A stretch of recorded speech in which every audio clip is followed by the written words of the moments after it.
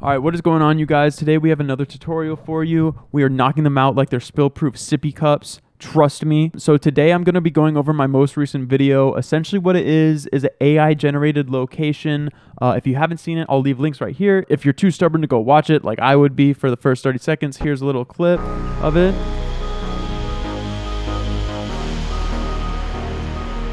Right, so it's me sitting in a field of grass and there's a castle behind me. Trust me, this is not real. I live in Waco, Texas, for the love of God. Anyway, so how do we do that? Basically, as a general overview, what's happening is I am taking a plate shot. So that would be a shot like this, the actual shot that I took. I am cutting out a section of it. I am then bringing that into Photoshop, and I'm having AI generate the rest of the surrounding location for me.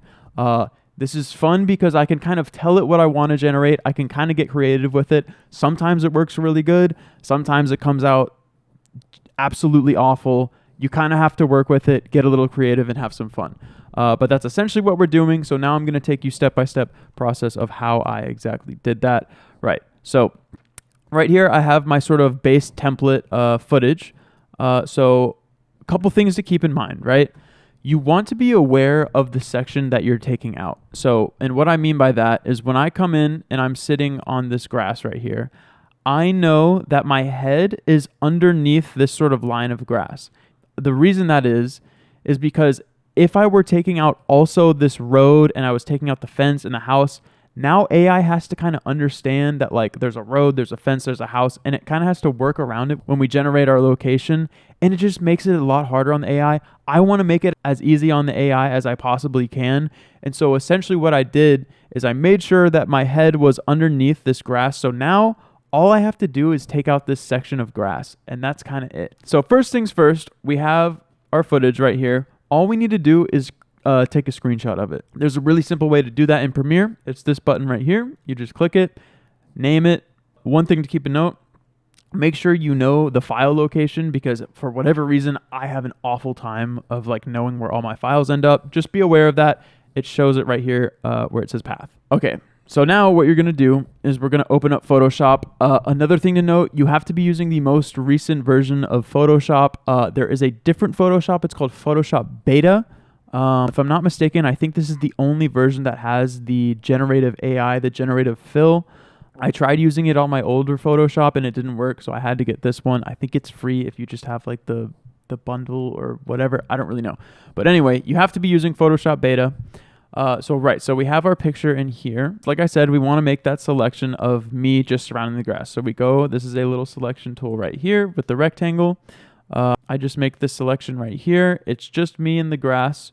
And then we have this button called generative fill. Real quickly, what we want to do is we actually want to invert this selection, because right now I'm only selecting just what's inside of this box.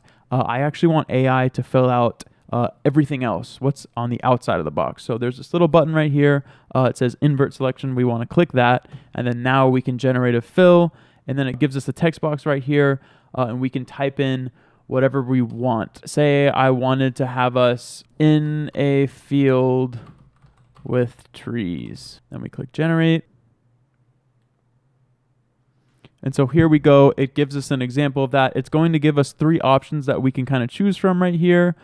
So obviously this one has a sort of, I guess, buffalo, but it's all weird. And then there's this one right here.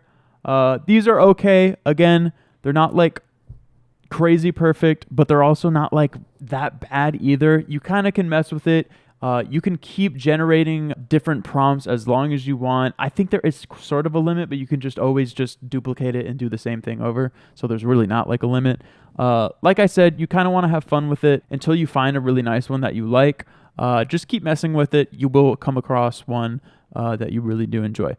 Okay, so what we're going to do now is we're going to export this as a PNG. So again, just make sure we know the file location. Okay, so now we have our picture imported into our Premiere project. First things first, we want to look at this stock footage and we want to cut to the location of where I start sitting down so that I'm not moving around. We can just ripple delete this right here. And then even for me getting up, we can take that out as well. So now we know that I'm not going to be moving around this space. And so we can then put our picture on top of that, mask it out, and then we're really done.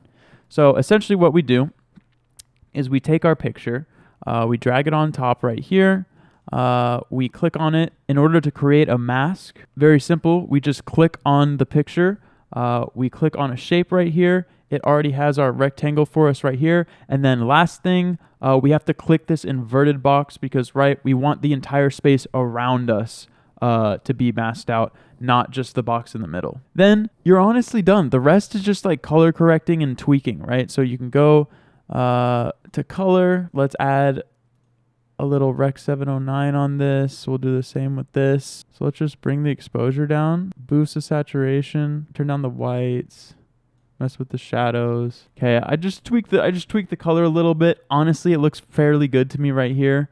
So I mean, that's literally it. If you want to zoom in, do the zoom in effect like I did, all you have to do is select the two, nest them, click OK, and then you can just zoom in, kind of make sure that your subject was centered is all I did. Set keyframes, scrub out a little bit, reset, it automatically makes keyframes for you, and there's your zoom out effect. And that is pretty much it, as simple as it is. Again, it's one of those things, doesn't take a long time, you just kind of need to know the steps, and then you have this really cool sort of effect that you just can't, like, you wouldn't have been able to do like a year ago. So all this AI stuff, it's really starting to get fun. I'm trying to dive a little bit more into it, but I hope you all learned something. I hope you enjoyed this tutorial. If you did, leave a like, subscribe. We're going to be posting more soon. You know the deal. I'll catch y'all later. Peace.